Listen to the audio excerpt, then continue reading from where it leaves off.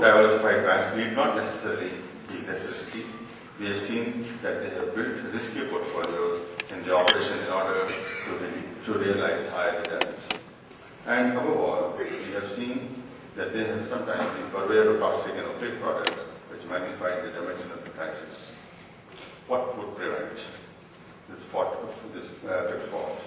A more robust regulatory framework that is built on a level playing field, consistent with economic enhanced oversight, transparency and supervision of systematically important institutions.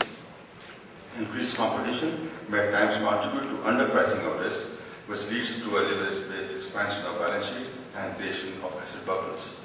Some banks quickly expanded domestically or internationally and with an aim to become too big to fail.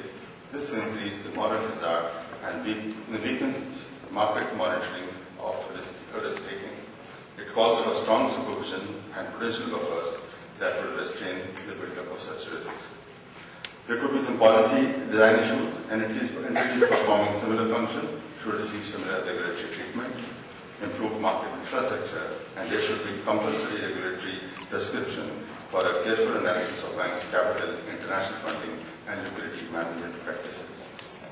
The future of globalization, there are what is the new regulatory environment coming? It's wholly owned subsidy model, WOS, and growth considerations would prompt banks to increase their presence in Asia, Africa, and South America.